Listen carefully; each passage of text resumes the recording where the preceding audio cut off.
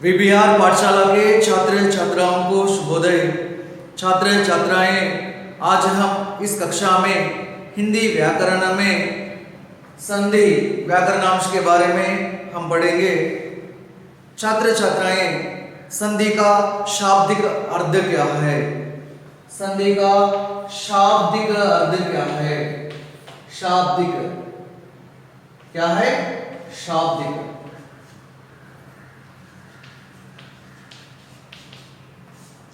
शाब्दिक माने शब्द से संबंधित। संधि एक शब्द है। संधि शब्द का अर्थ क्या है? इसी को हम शाब्दिक कह रहे हैं। संधि का शाब्दिक अर्थ क्या है? जोड़ या मेल। जोड़ या मेल। संधि का शाब्दिक अर्थ है जोड़ या मेल। जोड़ना मीन्स ऐड, उसी को हम मेल भी कहते हैं। दोनों का अर्थ है ऐड। కలపడం, తెలుగులో కలపడం అని అంటాం। సంధి का शाब्दिक अर्थ है जोड़ या मेल। కలపడము అంటే వేటిల్ని కలపడం? देखिए परिभाषा, देखिए, दो अक्षरों के मेल से बने विकार को संधि कहते हैं। बहुत आसान है परिभाषा, बहुत आसान है। दो अक्षरों के मेल से बने विकार को संधि कहते हैं। दो अक्षर, टू लेटर्स, రెండు అక్షరాలను मेल से बने विकार। मेल, मेल माने కలపడం, ऐड। మరి दो अक्षरों के मेल से రెండు అక్షరాలను కలిపినప్పుడు बने विकार। बने विकार, विकार माने चेंज। क्या है? विकार माने चेंज, बदलाव भी कहते हैं, हिंदी में बदलाव कहते हैं, चेंज, मार्ग को संधि कहते हैं। మరి రెండు అక్షరాలను కలిపినప్పుడు ఏర్పడేటువంటి వచ్చేటువంటి మార్పును మనము సంధి అని అంటాము। छात्र छात्राएं, संधि किसे कहते हैं? दो अक्षरों के मेल से बने विकार को संधि कहते हैं। రెండు అక్షరాల కలయికతో ఏర్పడేటువంటి మార్పునే మనము संधि అని పిలుస్తాము। उदाहरण के रूप में देखिए, यहाँ रमा है और यहाँ ईश है। रमा में आ का उच्चारण है, रमा शब्द में जो अंतिम उच्चारण है आ, और ईश में जो उच्चारण है ई। रमा प्लस ईश। यहाँ देखिए आ प्लस ई, दो अक्षरों के मेल से। मेल माने क्या है? जोड़, जोड़ माने ऐड। రెండు అక్షరాలను ఇక్కడ ప్లస్ తో కలుపుతున్నాం। మరి दो अक्षरों के मेल से రెండు అక్షరాలను కలిపినప్పుడు बने विकार। विकार, विकार माने ऐसे चेंज, మార్పు। మరి ఆ ప్లస్ ఈ రెండింటిని కలిపినప్పుడు మార్పు ఏ విధంగా వచ్చింది? అక్షరము ఏ। दो अक्षरों के मेल से बने विकार को, మరి రెండు అక్షరాలను కలిపినప్పుడు ఏర్పడేటువంటి ఈ మార్పును ఏమంటాము? సంధి कहते हैं, संधि అని పిలుస్తాము। छात्र छात्राएं, आपको मालूम होना है कि संधि का शाब्दिक अर्थ क्या है, संधि की परिभाषा क्या है। संधि का शाब्दिक अर्थ है जोड़ या मेल। संधि की परिभाषा है दो अक्षरों के मेल से बने विकार को संधि कहते हैं। ठीक है, उसी प्रकार उदाहरण देखिए, यहाँ वन प्लस उत्सव, वन प्लस उत्सव। यहाँ देखिए आ प्लस उ, जो दो अक्षर है, दो अक्षर के मिलन से देखिए विकार क्या है? वनोत्सव। वन प्लस उत्सव, वनोत्सव। यहां देखिए आ एक अक्षर है, उ एक अक्षर है, दो अक्षरों के मेल से जो विकार क्या है? विकार क्या है? वो जो चेंज है वो बन गया है। इस प्रकार दो अक्षरों के मेल से बने विकार को हम संधि कहते हैं। छात्र छात्राएं संधि के भेद, संधि के 3 भेद हैं। भेद माने नथिंग बट प्रकार। क्या है? प्रकार। संधि के 3 भेद हैं, 3 प्रकार हैं। वे क्या क्या हैं? देखिए, पहला है स्वर संधि। क्या है? स्वर संधि। दूसरा है व्यंजन संधि। तीसरा है विसर्ग संधि। पहला है स्वर संधि, दूसरा है व्यंजन संधि, तीसरा है विसर्ग संधि। छात्र छात्राएं यहां स्वर, व्यंजन, जो विसर्ग आप पहले सुन चुके हैं, आपको मालूम है। స్వర్ అనేటువంటి పదం ఎక్కడ విన్నారు? వ్యంజన్ అనేటువంటి పదం ఎక్కడ విన్నారు? విసర్గ అనేటువంటి పదం ఎక్కడ విన్నారు? संधि तो आपको मालूम है, संधि की परिभाषा आपको मालूम है। स्वर अने पदमु, व्यंजन अने पदमु, विसर्ग अने पदमु एक्कड़ विनारू? आप वर्णमाला में पढ़ चुके हैं, आपको मालूम है वर्णमाला में स्वर अक्षर हैं, उसी प्रकार व्यंजन अक्षर है और विसर्ग जो चिन्ह है, ये सब वर्णमाला में आप पढ़ चुके हैं। देखिए, स्वर वर्णमाला में स्वर किसे कहते हैं?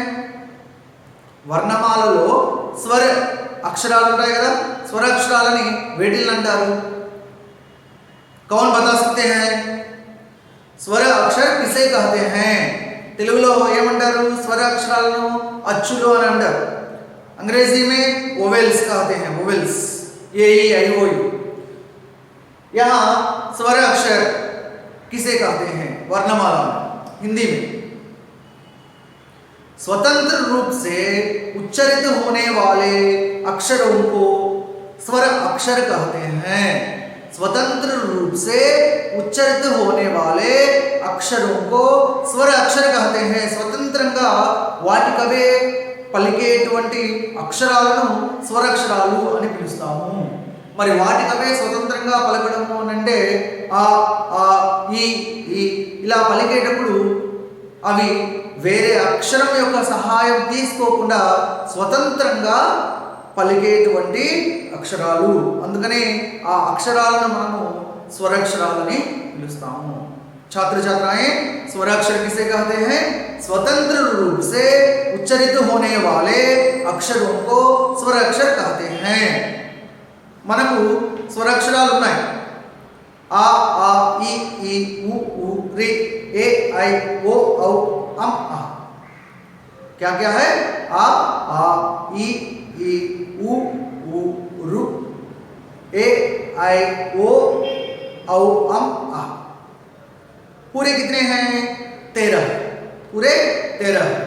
यहाँ మరి ఈ 13 అక్షరాలలో మనము చదువుకుంటూ ఉంటాము ప్రైమరీ క్లాసెస్లో స్వరాక్షరాలను ఆ నుండి అహా వరకు రాస్తూ ఉంటాం। Is it? आ నుండి అహా వరకు రాస్తూ ఉంటాం। మరి स्वतंत्र रूप से उच्चारित होने वाले अक्षरों को स्वराक्षर कहते हैं। यहाँ देखिए, जो अम అహ ఏవైతే అక్షరాలు ఉన్నాయో వాటిల్ని స్వర అక్షరాలలోకి పరిగణనలోకి తీసుకోవడం అనేటువంటిది చేయాలి అంటే ఆ అక్షరాలు వేరే అక్షరం సహాయం లేకుండా పలికే విధంగా ఉండాలి। देखिए छात्र छात्राएं, अम जो है इसको उच्चारित करते समय अम అనేటువంటిది उच्चरिंचेटప్పుడు क्या माँ अक्षर की सहायता होनी चाहिए। మరి మా అనేటువంటి అక్షరం సహాయం కావాలి। then only we pronounce that और उसके बाद देखिए आहा, यहाँ हा अक्षर की सहायता होनी चाहिए। मरे आ अक्षरम पलकाली अंटे इस अक्षर को उच्चारित करने के लिए क्या होना चाहिए? हा, आहा, हा अक्षर होना चाहिए। छात्र छात्राएं इसलिए अम आहा అనేటువంటివి స్వరాక్షరాలలోకి తీసుకోకుండా ఆ టు ఔ, ఆ ఈ ఊ రి ఏ ఐ ఓ ఔ పూరే 11 మొత్తం 11 అక్షరాలను మనం స్వరాక్షరాలుగా తీసుకోవచ్చు. ఎందుకంటే స్వతంత్రంగా వాటికవే పలికేటువంటి అక్షరాలుగా మనం తీసుకోవచ్చు. రైట్.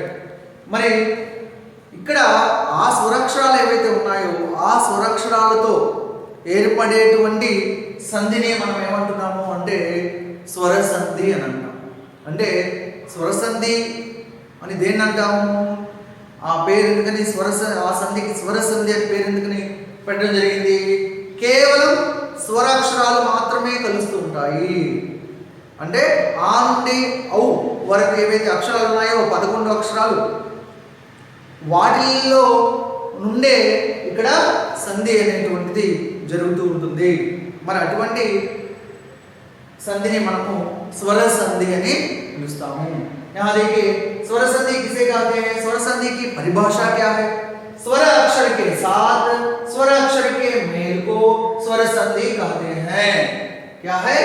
स्वर अक्षर के साथ स्वर अक्षर के मेल को स्वर संधि कहते हैं. అంటే ఏంటి మీనింగ్? స్వరాక్షరంతో పాటు స్వరాక్షరము కలిసినప్పుడు దాన్ని మనం ఏమంటాము అంటే స్వర సంధి అని అంటాము. మరి స్వరాక్షరంతో పాటు స్వరాక్షరం కలవడం అంటే ఏంటి? ఉదాహరణకు నర్ ప్లస్ ఈష్ అనే పదం ఉంది. ఈ నర్ ప్లస్ ఈష్ అనేటువంటి పదంలో ఇక్కడ ఆ ఈ మరి ఈ రెండు కూడా ఏ అక్షరాలు? ఛాత్రఛాత్రాయే, ఈ రెండు కూడా ఏ అక్షరాలు? స్వరాక్షరాలు. మరి ఈ స్వరాక్షరాలు కలిసినప్పుడు మనకు ఏ విధంగా మారుతుంది? ఏగా మారుతుంది. మరి శబ్ద హై నరేష్ అంటే రెండు స్వరాక్షరాల కలయికతో ఏర్పడేటువంటి సంధినే మనము స్వర సంధి అని పిలుస్తున్నాము. और एक देखिए सदा प्लस एव, सदा प्लस एव. यहाँ देखिए आ है ए है, ये दो अक्षर स्वराक्षरी है. మరి రెండు అక్షరాలు స్వరాక్షరాలు మనం చెప్పుకున్నటువంటి స్వరాక్షరాల్లో ఉన్నాయా లేవా? ఉన్నాయి. మరి స్వరాక్షరాలతో మాత్రమే ఏర్పడేటువంటి సంధి, అందుకనే దీన్ని స్వర సంధి అని పిలుస్తున్నాం. ఆ ప్లస్ ఏ क्या है? सदा प्लस एव सदैव. क्या है? सदैव आई. उसी प्रकार यदि प्लस अपि, यहाँ देखिए ई प्लस आ, दो स्वराक्षर ही है. शब्द है यद्यपि. क्या है? यद्यपि.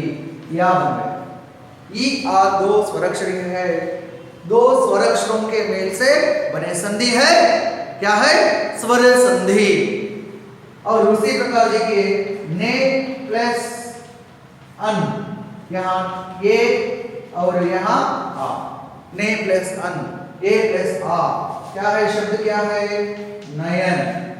यहाँ आई बन गया. इस प्रकार छात्र छात्राएं ध्यान से सुनिए. स्वर संधि किसे कहते हैं? दो स्वराक्षरों के मेल से, स्वराक्षर के साथ स्वराक्षर मिलने से स्वर संधि हम कह सकते हैं. Okay right.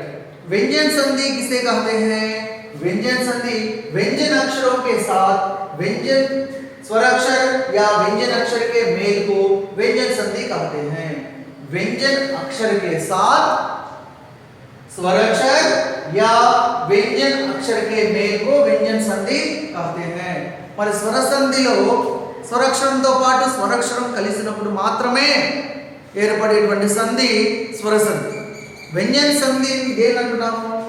వ్యంజన అక్షరంతో పాటు సునియే ఛాత్ర ఛాత్రాయే వ్యంజన అక్షరంతో పాటు స్వరాక్షరం ఉండొచ్చు, వ్యంజన అక్షరం ఉండొచ్చు, ఏదైనా ఉండొచ్చు. యహా స్వరాక్షర అయినా సరే, వ్యంజన అక్షరం అయినా సరే, ఏ అక్షరంతో? వ్యంజన అక్షరంతో స్వరాక్షరం వచ్చినా వ్యంజన అక్షరం వచ్చినా ఆ కాంబినేషన్ కనుక ఉంటే దట్ వి కాల్ व्यंजन संधि. व्यंजन अक्षर के साथ स्वराक्षर या व्यंजन अक्षर के मेल को हम व्यंजन संधि कहते हैं. उदाहरण ఏంటి? उदाहरण क्या है? दिक प्लस गज. दिक प्लस गज आपको मालूम है का से हा तक, का से हा तक व्यंजन अक्षर है. మరి यहाँ देखिए क మామూలుగా మనం ఖ ఖ గ గ అని పిలుస్తూ ఉంటాము. यहाँ देखिए क క అనేటువంటిది ఇక్కడ వ్యంజన అక్షరం ప్లస్ ఆ కా. మనం స్పష్టంగా కా అని పిలుస్తూ ఉన్నాం, కానీ కా అనేటువంటిది ఎప్పుడు ఏర్పడుతుంది అంటే व्यंजन अक्षर जो है जो क इसके साथ आ स्वराक्षर मिलने से जो बने अक्षर है व्यंजन अक्षर. स्वर की सहायता से उच्चारित होने वाले अक्षर को व्यंजन अक्षर कहते हैं. व्यंजन अक्षर అంటే దేన్నంటారు? స్వరాక్షరం సహాయం తీసుకొని పలికేటువంటి అక్షరాలు, వాటిని మనం వ్యంజన అక్షరాలు అంటాం. ఇక్కడ ప్యూర్ గా మనం రాసేటప్పుడు యహా क प्लस गज का ఇక్కడ हलंत అని అంటాం. సింబల్ వి కాల్ क्या है हलंत. ఇలా हलंत ఇచ్చినప్పుడు ఆ అక్షరాన్ని మనము आधा जो उच्चारण में क कहते हैं. क ग च प ट इस प्रकार कहते हैं. आ मिलने से का ख ग घ इस प्रकार हम उच्चारित करते हैं. ठीक है. यहाँ देखिए व्यंजन अक्षर के साथ మరి దిక్ అనే దాంట్లో క అనేటువంటి వ్యంజన అక్షరంతో పాటు ఇక్కడే ఉంది గా అగైన व्यंजन अक्षर. व्यंजन अक्षर के साथ व्यंजन अक्षर मिलने से दिग्गज, दिक प्लस गज दिग्गज जो शब्द बन गया है इसे हम व्यंजन संधि कहते हैं. మరి ఇక్కడ వ్యంజన అక్షరంతో పాటు వ్యంజన అక్షరం కలిసినప్పుడు ఏర్పడేటువంటి సంధి వ్యంజన సంధి. మరి వ్యంజన అక్షరంతో పాటు స్వరాక్షరం కలిసినప్పటికీ కూడా వ్యంజన సంధి అవుతుంది. ఎలా? ఉదాహరణ देखिए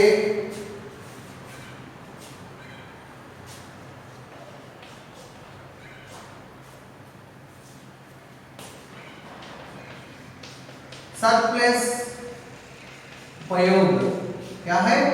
सद प्लस उपयोग क्या है? सदुपयोग. सदुपयोग. यहां देखिए त क्या है? व्यंजन अक्षर है. उ क्या है? उ స్వరాక్షరం. అంటే వ్యంజన అక్షరంతో పాటు స్వరాక్షరం కలిసిన ఏర్పడే సంధి వ్యంజన సంధి. వ్యంజన అక్షరంతో పాటు వ్యంజన అక్షరం కలిసినప్పటికీ व्यंजन संधि. परिभाषा क्या है? व्यंजन अक्षर के साथ स्वराक्षर या व्यंजन अक्षर मिलने से बने संधि है क्या है? व्यंजन संधि. और विसर्ग संधि किसे कहते हैं? विसर्ग के साथ स्वराक्षर या व्यंजन अक्षर के मेल को विसर्ग संधि कहते हैं. మరి విసర్గ మీకు తెలిసే ఉంటుంది. ఆహా రాస్తాం కదా, ఆహా రాసినప్పుడు ఈ సింబల్ ని మనం ఏమంటాము? దీనిని మనము విసర్గ అని పిలుస్తాము. మరి విసర్గ సంధిని దేన్ని అంటారు? విసర్గకే సాత్ విసర్గతో పాటు స్వరాక్షరం కలిసిన లేకపోతే వ్యంజన అక్షరం కలిసిన దాన్ని ఏమంటారంటే విసర్గ సంధి అంటారు. ఉదాహరణ क्या है? उदाहरण क्या है? निह प्लस आशा. क्या है? निह प्लस आशा. यहाँ देखिए विसर्ग क्या है? स्वर. क्या है? निराशा. निह प्लस आशा निराशा, इस प्रकार। उसी प्रकार निह प्लस चल क्या है, निश्चल। निह प्लस चल निश्चल, जो है विसर्ग के साथ व्यंजन अक्षर। छात्र छात्राएं ध्यान से सुनिए, विसर्ग के साथ स्वराक्षर या व्यंजन अक्षर के मेल को हम विसर्ग संधि कहते हैं। छात्र छात्राएं, अब आपको मालूम हो गया है कि संधि का शाब्दिक अर्थ क्या है, संधि की परिभाषा क्या है, संधि के भेद कितने हैं और वे क्या क्या है, स्वर संधि की परिभाषा क्या है, व्यंजन संधि की परिभाषा क्या है, विसर्ग संधि की परिभाषा क्या है, और उनके जो उदाहरण आपको मालूम हो गया है। संधि का शाब्दिक अर्थ को हम जोड़ या मेल कहते हैं, और संधि की परिभाषा क्या है, दो अक्षरों के मेल से बने विकार को సంధి कहते हैं।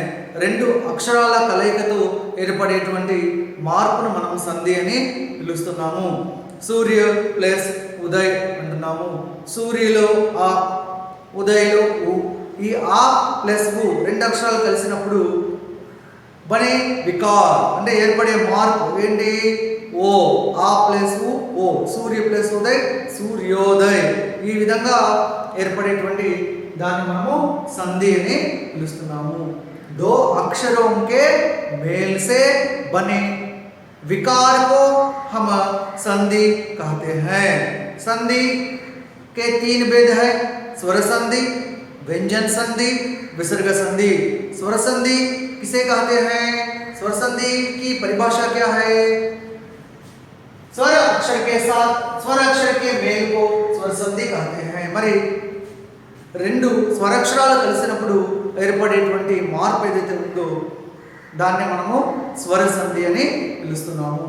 दो स्वर अक्षरों के मेल से बने संधि है स्वर संधि।